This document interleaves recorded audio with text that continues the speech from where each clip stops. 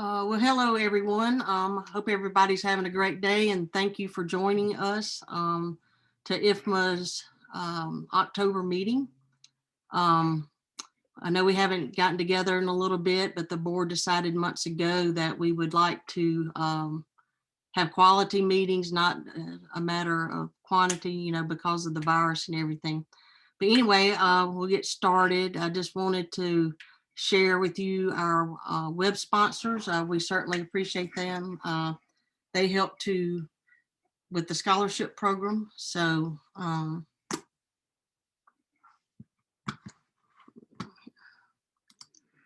today we're celebrating the 70th years of the German rocket team moving to Huntsville, Alabama.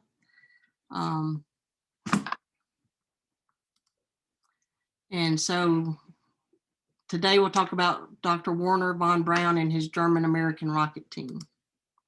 So I want to introduce the speaker today. His name is Mr. Brooks Moore. He was former director of the Guidance and Control Division at Marshall Space Flight Center and also former director of the Astrionics Laboratory. Brooks was born in Heiberger, Alabama, which is in Perry County in 1926. He was one of the first Americans hired to work with the Von Braun team. We're certainly honored to have him with us today, and we appreciate, he's put a lot of hard work into this presentation, and we appreciate that. Brooks moved to Huntsville in 1952. Some of the awards and honors that he has won: NASA Outstanding Leadership Medal, Marshall Space Flight Center Saturn V Award, Marshall Space Flight Center Skylab Achievement Award, Georgia Tech Engineering Hall of Fame, and State of Alabama Engineering Hall of Fame.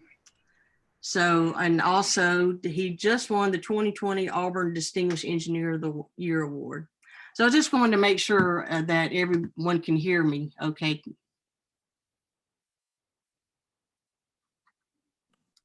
I hear you. Yeah, we're good? We're good. So you're still, Laura, you're still admitting people from yes. It looks like it's admit all, so everyone's getting in. Okay. All right, just wanted to make sure you all could hear us. And so with that being said, I guess we'll get started. Are y'all ready? We're ready. Okay.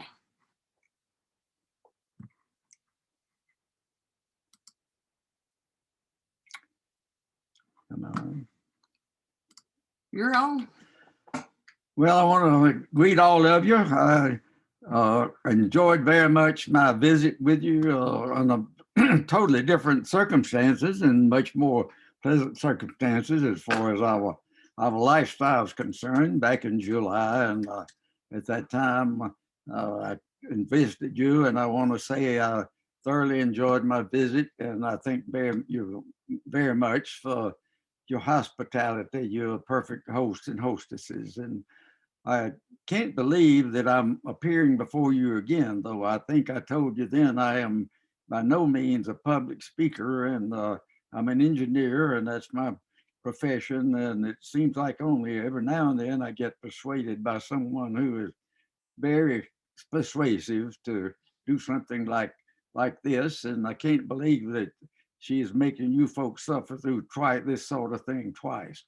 But I did agree with Samantha's contention that, hey, we spent last year a big deal about the 50th anniversary of the landing on the moon.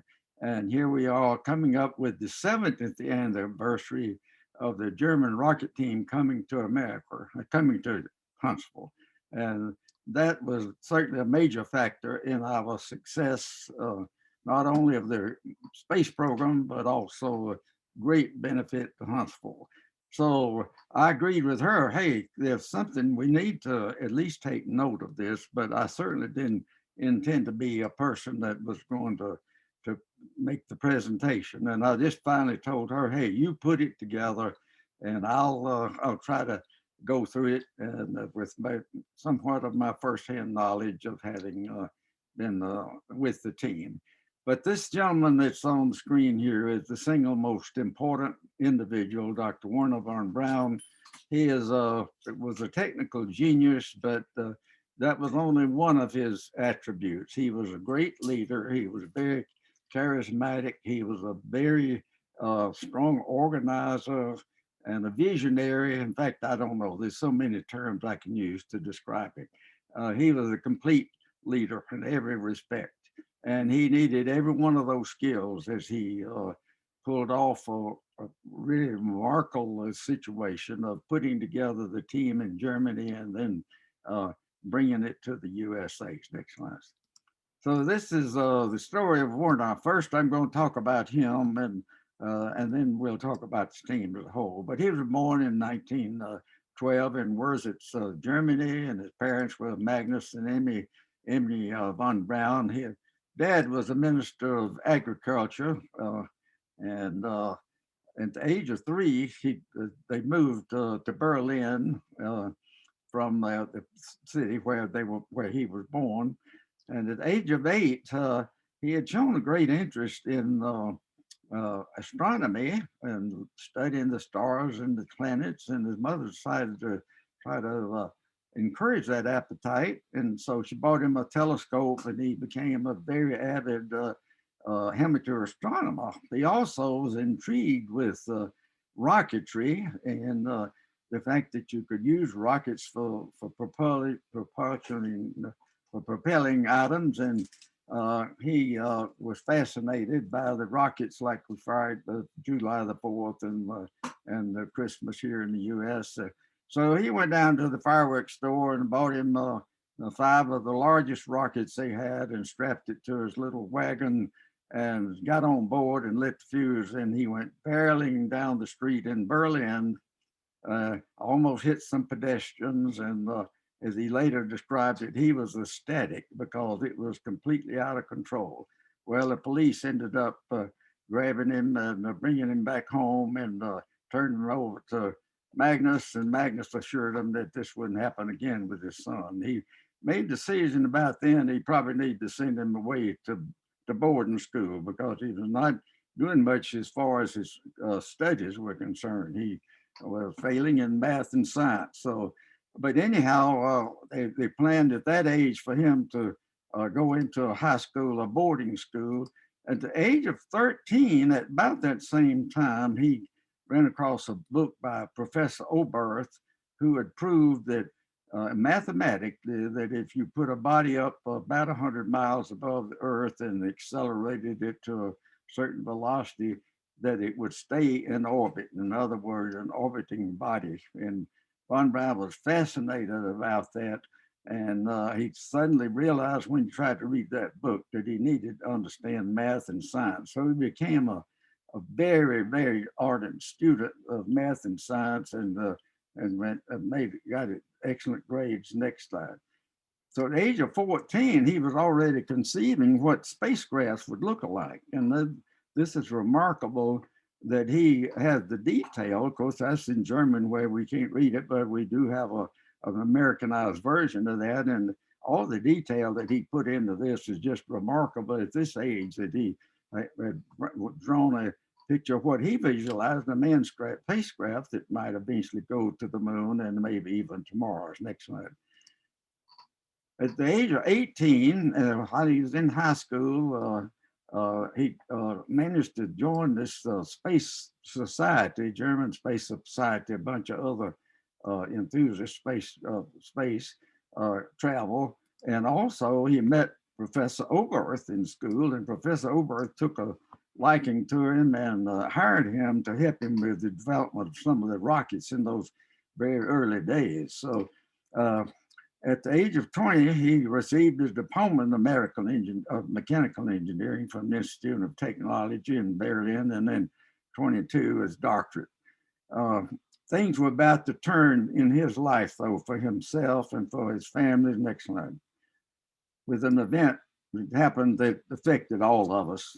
Adolf Hitler came to power in Germany, and the German nation was now in a totally different situation, that they were at the behest of a dictator who had great ambitions. And he immediately saw that the advantages of the battlefield of using rockets maybe for tactical purposes. So he essentially drafted the German rocket engineers and decided he would relocate them up to an area where they could have freer, safer testing of their equipment up in the northern part of Germany, the area called Peenemünde on the Baltic Sea. So the rocket engineers essentially became a part of the German Defense Department.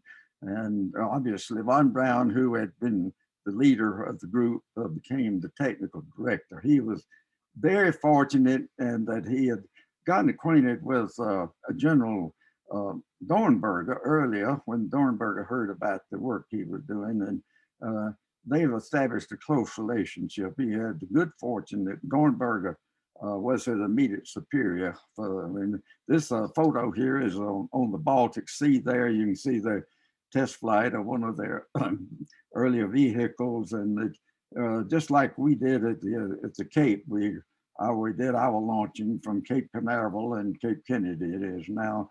Well, having this on the sea gave a lot of flexibility without endangering civilians. Next slide. Well, Germany, Hitler was great, had a great ambition for conquering the world, as you know, and so in September '39, he invaded Poland, and that began the war. And he decided, rather than have these German rocketeers work on short-range rockets that could be used for battlefield purposes, that he would like for them to develop a long-range rocket where they could put a warhead, in particular, into England. And so he assigned this to them. They had already were doing work on rockets of this nature. This one is called the V2 on the picture there. That is the ultimate rocket that resulted from this assignment. But had a 200-mile range, but they were using this rocket similar for high altitude testing. But of course, they had to make it a rocket that would travel 200 miles and hit a target with them. So they did proceed and develop that rocket. And but the U.S. entered the war in December of 1941. That's only incidental information, actually. That's not had any direct bearing, but there were two major events that occurred where Von Braun was had a close escape from disaster, you might say. The British found out about this, what was going on up at Peenemünde, and they planned a mass bombing, which was quite effective. They didn't try to avoid the personnel. They were not only going for the facilities, but for the scientists, and they killed about 150 of them. Von Braun had a very narrow escape, but it did give us a setback to the boat missile program. But it also forced the Germans to go underground, essentially, with the manufacturing of the rocket, and it was moved down to central Germany. And Von Braun had another close call.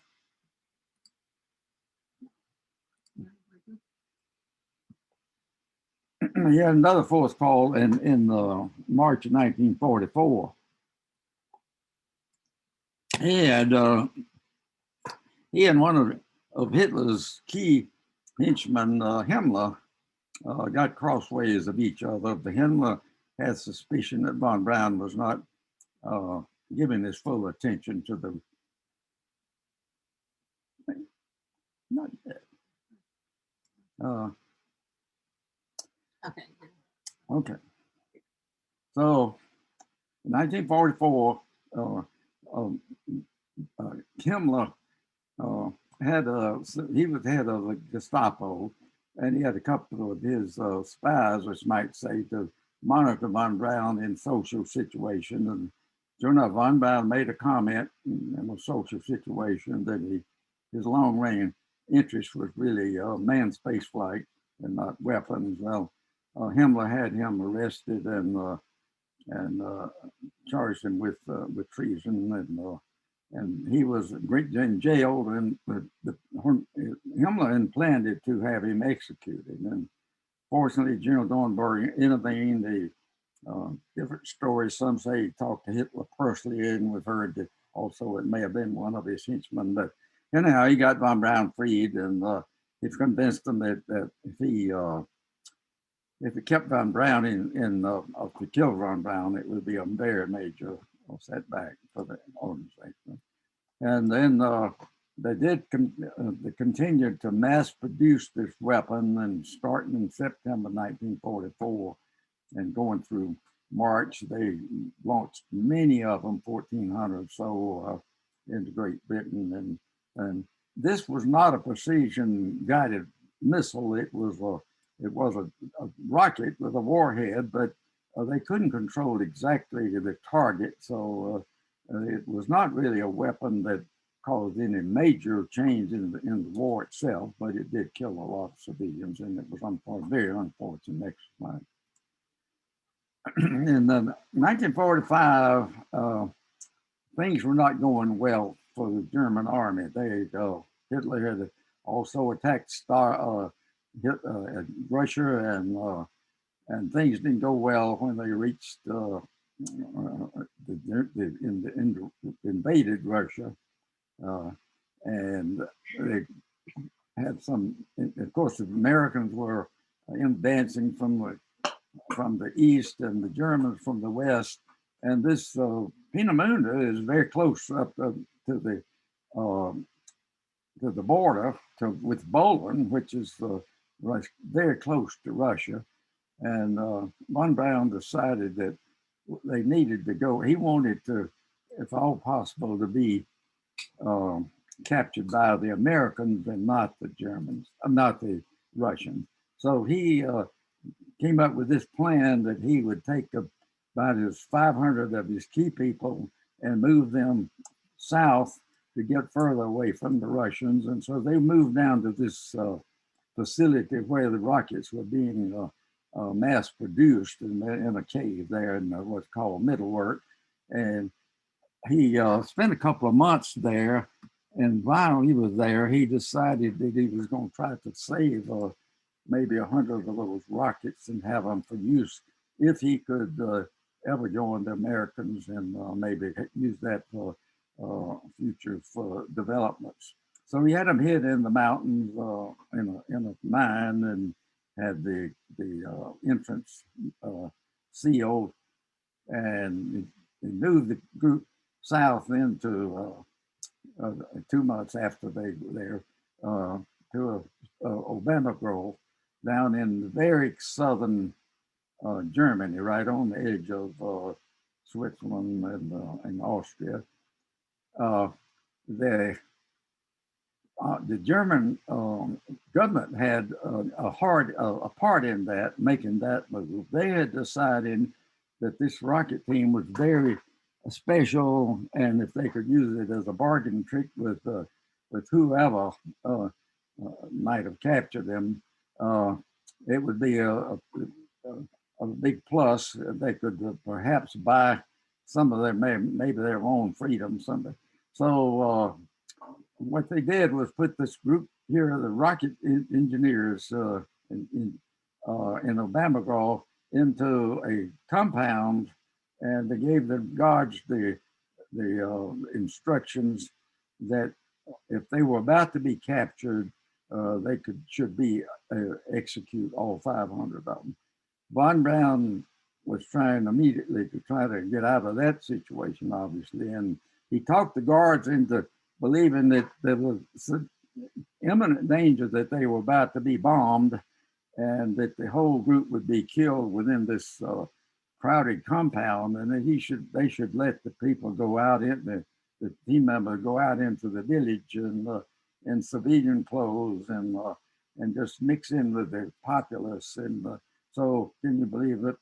He talked them into it. He was an extremely persuasive individual.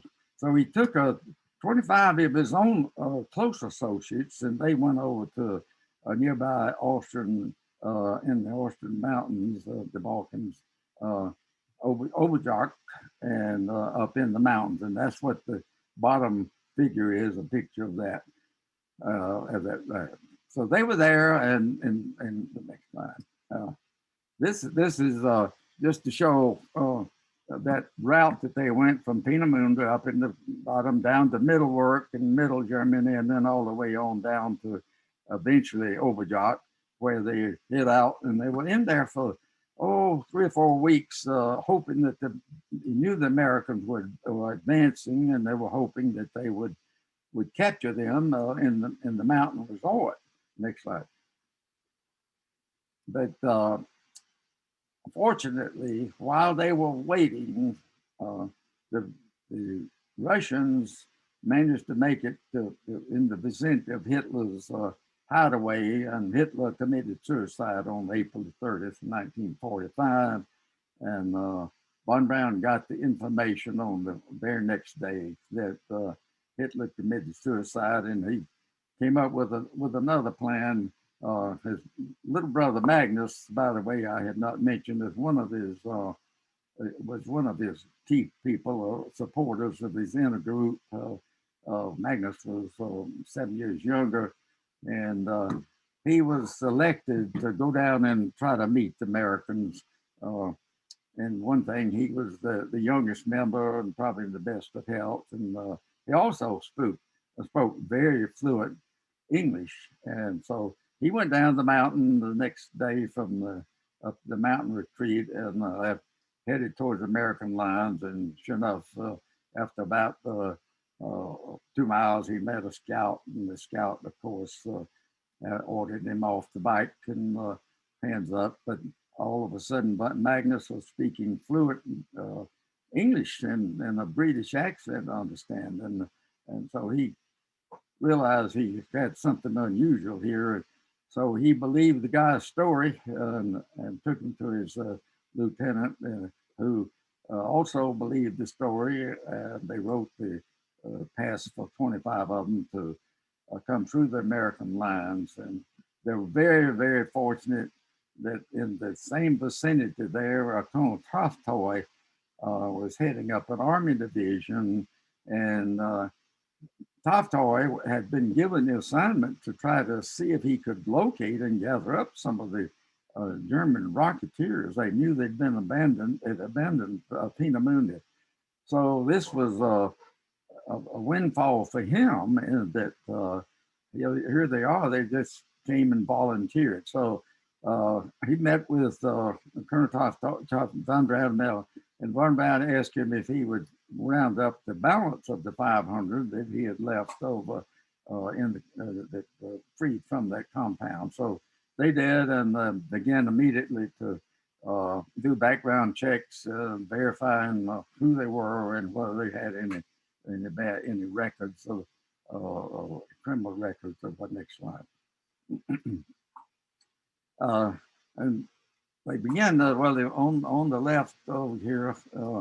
We can see Von Braun and Magnus as they looked when they surrendered. I forgot to mention that Von Braun, and during the transit from Mittelwerk, he was traveling at night by automobile with high speed.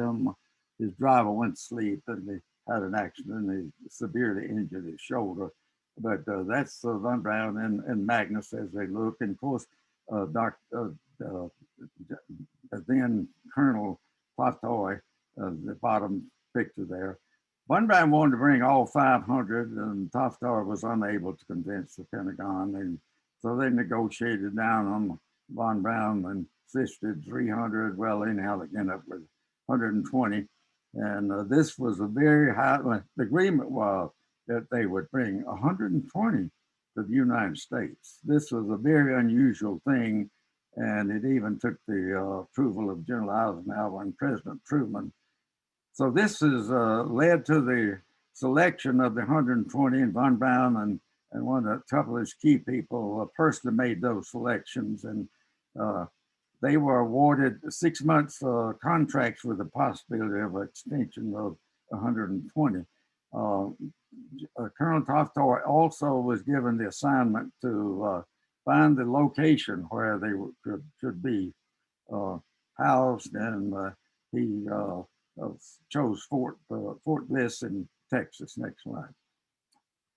The reason for the Fort Bliss selection: Fort Bliss is in very western Texas, near El Paso, and immediately across the state border there into New Mexico is the White Sands Missile Proving Range. And their plan was that they would allow this team to operate out of the Fort Bliss and the White Sands. Next slide.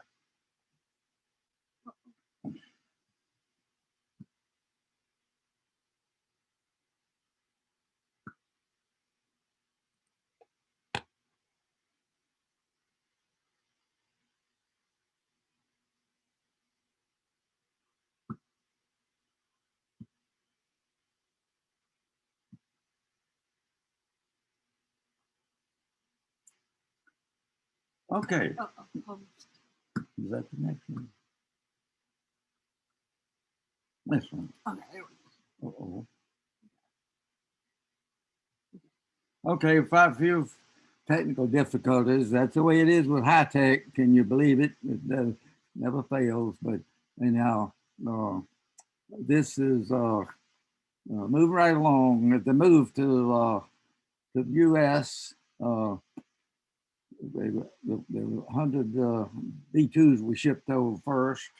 They were recovered from the cave, and in September of '45, Von Braun and several of his senior members came over to make the final arrangements for the location of the group in Fort Bliss. And the rest of the team came over in 3 ships, and they were even have pictures. I tell you, I'll just commend Samantha. She went into great detail to get all this detailed information, but that's a picture of the ships that brought them over. So the first group arrived in 1945 and in November, and then the last group in 1946. Y'all have to pardon my voice. I'll have a laryngitis. Next slide. Okay, this is the team at Fort Bliss. Approximately 120 of them. As you see, they're all dressed up as professionals, which they were. You know, we call them rocket scientists, but they really were. Well, Dr. Von Braun was certainly a multi-talented, and I would say he's not only a genius as an engineer, but also a scientist. But the rest of the team were really more practical engineers, and I understand they like to have themselves called rocket specialists. So these rocket specialists were the ones that were the backbone of this. Next slide. Okay, life at Fort Bliss. It was not all roses, although they did have decent salaries, and that's shown at the top of the list, 4,300 to 6,800, with the Von Braun paid a little bit more. They were housed, though, in Army barracks, fairly austere, and they were not allowed outside the compound. Von Braun used to say they were fenced in with a barbed wire, but they were well treated. They did allow them once a week to go into El Paso with small groups with a military guard to give them a chance to shop and to have a little recreation. But they were prisoners of war, but they realized they were not really POWs in the classical sense. So they gave themselves the title of prisoners of peace, POPs. And they had a little bit of an austere in the first year, but after the first year, things relaxed, and they were allowed to bring over their wives and children. And during that time, also, they allowed Von Braun to recruit another 20 additional team members to bring over, and so that increased their numbers to about 140 out at Fort Bliss. Next slide. Okay, at Fort Bliss, they certainly had some accomplishments, even though they were limited by the funding that was provided for them. They were daily bussed over to White Sands, 40, 50 miles away to where they did their work during the day out in the desert. They had to design and build their own facilities, and they did have some increase of personnel from American professionals were assigned to them to really learn the trade. But their main thing, by the way, this on the right is a picture of one of the V2s being launched with test.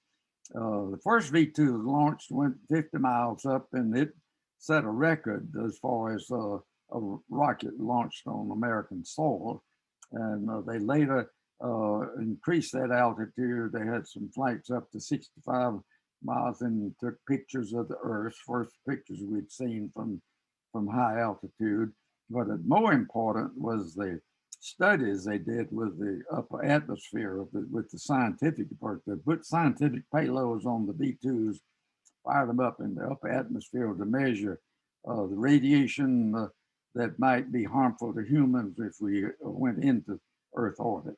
And they did some looking at rocket improvements. And of course, just make it a point that they did learn to speak English. Von Braun insisted that they all speak English on the job because we wanted to build up with the American supplementing them, and they didn't want the burden of the Americans having to speak in English. Just a comment at the bottom there.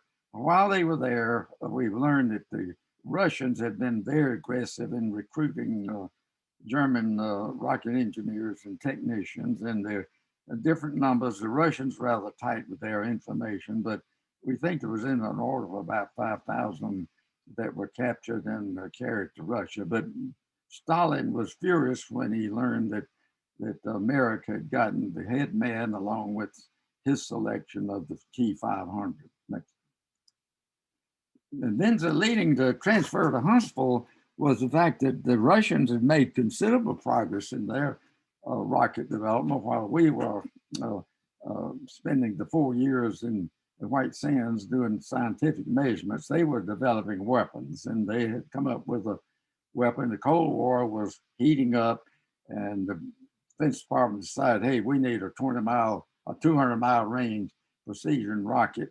And they decided it would be assigned to the Von Braun team in Fort Bliss. They needed to increase staffing and facilities, and because of other commitments, the military, the Defense Department decided they couldn't do that at Fort Bliss, and they needed to relocate. So John Toftoy, always on the scene, he made the arrangements. He was given the assignment, and he looked at several locations, including a visit to Huntsville in August 1949, and he decided on Huntsville. He made that recommendation. He did check it with Dr. Von Braun, who felt like it would be an ideal location. So the Army named the Army Rocket and Missile Center. General McCall, General Toftoy, by the way, he was reported by that time, is here on the left in the lower picture as they make groundbreaking for one of the first facilities here in Huntsville, next one.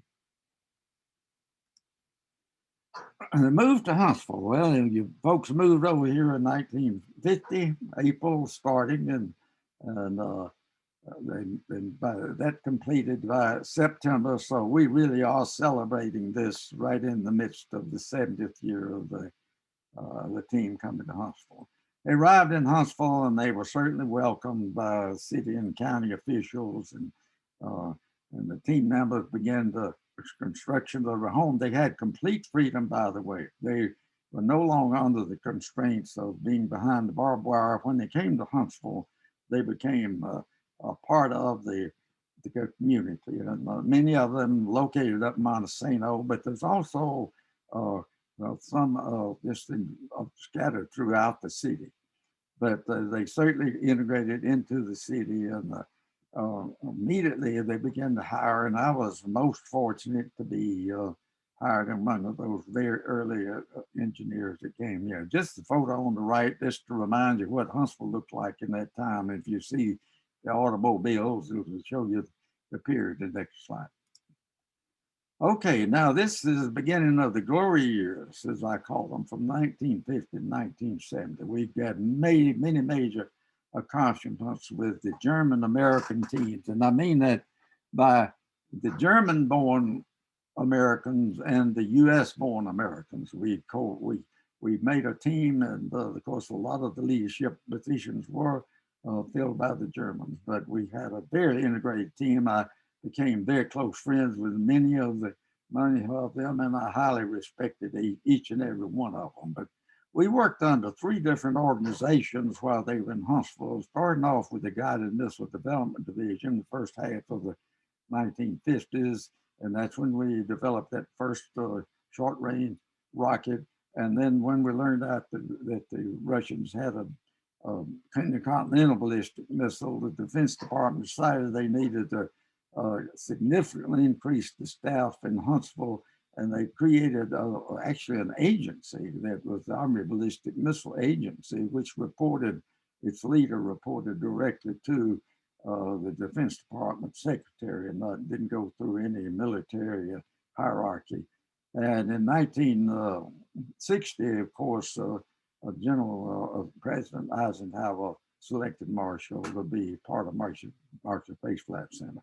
The key leaders during the first 5 years here under the Army was General Tolstoy, and then we brought in a 3-star general, I guess, Bruce Medeiros, and he reported directly to the Defense Department to develop the intercontinental ballistic. Dr. Von Braun was always the senior technical director, and under Marshall, he reported directly to Washington, to the NASA administrator. Next slide. Well, this is the brain trust. This is oh, okay. All right. This is this where they can see that? Mm-hmm. Okay. I draw your attention to the organizational chart. I know this is rather dry, but it is a very important part of the story. Dr. Von Braun had an organizational arrangement that he had all his technical group in one directorate, we might call it, and on the science and engineering directorate on the left of this organization chart. And in that directory, he had a specialist, a senior specialist in each area of each discipline that was required to design, develop, and fabricate, test, and launch a rocket. And each of those listed categories was headed up by a senior person from his team. And this was every one of the Germans that was over here, came over and as part of his team, were in this technical organization. He did not bring any administrative people. And on the right is the administrative, which is certainly vital, but they were filled primarily with Americans as far as our American part of that team. That did all the public administration, the public affairs, the program management, and all the other, well, we might call them support functions, but that doesn't infer that they're any less important. The original staffing was all Germans and the lab directors, and that lasted essentially through, with 1 or 2 exceptions, all the way through from 1950 to 1970. But the intermediate supervisors were a mix of German-born Americans and US-born Americans.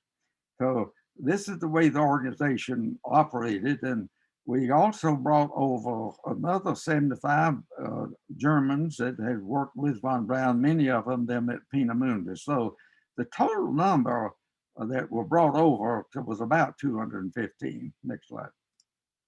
And this is the brain trust. These are the individuals that were the leaders of the laboratories, as well as Dr. Von Braun and his deputy director, Dr. Reese, and our senior scientists that, that is also he headed up the science department of I believe there was Dr. Stuhlinger on the very far left. Next slide. Just to indicate the part of the group that was brought over in that last one. We had one very distinguished person, and that is Professor Oberth, Von Braun's mentor. He agreed to come over to work with Von Braun as an advisor, and they had a very close relationship. But then we were both fortunate now to have this group here. This is the guy that first determined that we could put a satellite in orbit, and now we have thousands of them up there. Up to the time he made this study, we had zero, nothing except the moon was going around there. But Von Braun, of course, on the right, and the Dr. Stuhlinger on the left, and then behind them is always General Toftor. It's always on the scene for major events. One of the major, next slide, one of the major events and happened with the team was the becoming citizens. And they, in 1955, they actually had a group of them, 100 of them. We brought up a judge from Birmingham, and in Huntsville High School auditorium, 100 of them became citizens. And that's the reason I make the point that they were German-born citizens, and the rest of us were U.S.-born citizens. But those that didn't join, was one by one joined and were became American citizens. They had to go to Birmingham. Some of them do that. Next slide. Okay, just to real quick to say the accomplishments of the glory years, and I realize this is running very long, and I apologize for that, and I apologize for my halting delivery, but I'm struggling a little bit with my voice.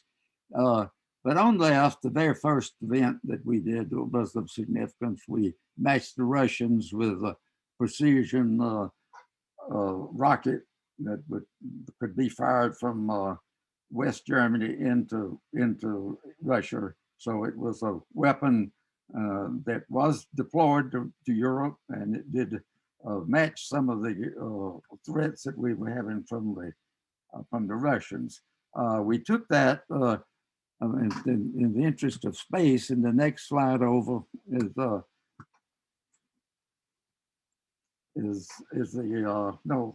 no, back one. This is the satellite of Explorer 1. We used the Redstone rocket to put that up.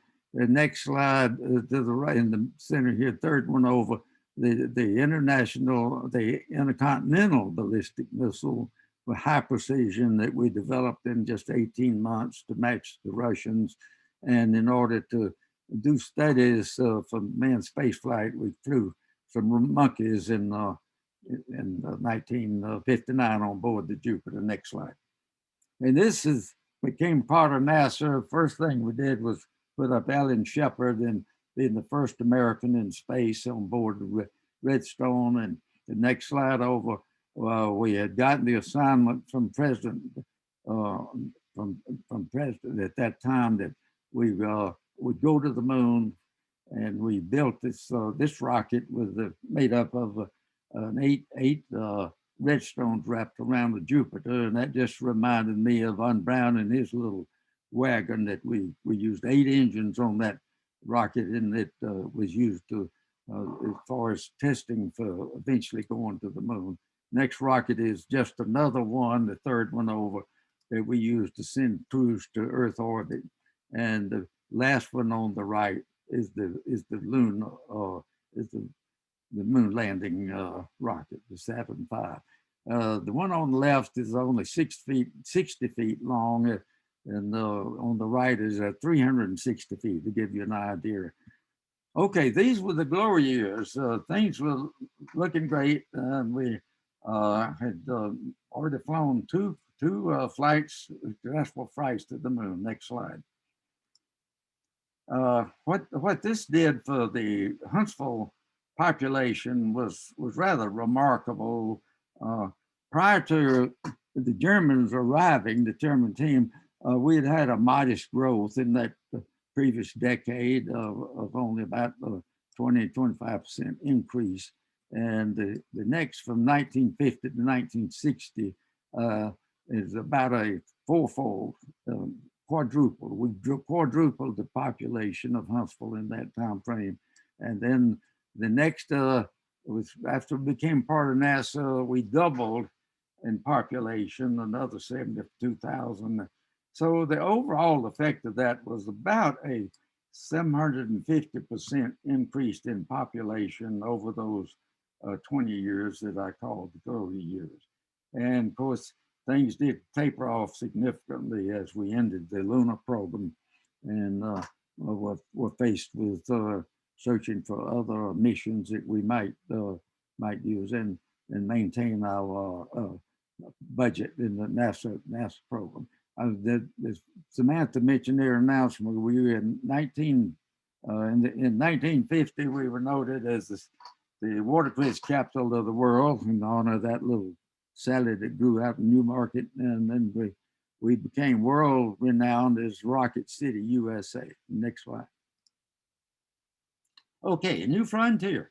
We're ending on the verge of ending the lunar program, and we're looking for things to go for the future. Von Braun had done a study very early of a mission to Mars, and this is just some of the artist concept that he came up with in those early years.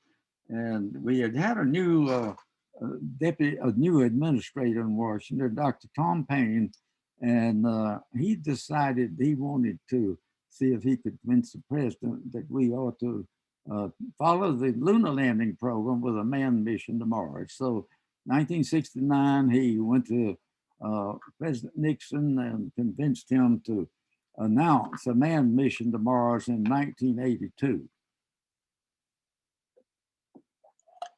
Of course, the obvious person to head up this effort was Dr. Von Braun. So Dr. Paine asked him if he would go to Washington and head up this effort. Von Braun was very reluctant to leave Marshall and the Huntsville team, and some of those people he'd worked with for maybe 30, 40 years. But he did agree to make the move rather reluctantly, and he was persuaded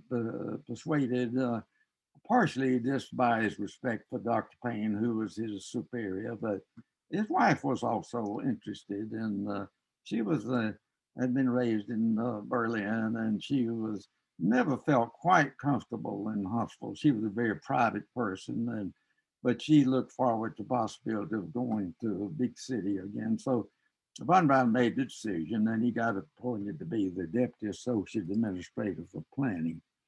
So he moved to Washington in March of 1970, and he was authorized a fairly small staff, though, of only 15 people. Next slide. He took about 5 from Huntsville, and the rest he brought in the staff.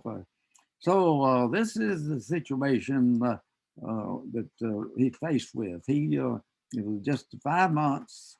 He and his staff had developed this plan, and the plan included some Saturns and Apollo hardware, but also the development of an advanced propulsion system.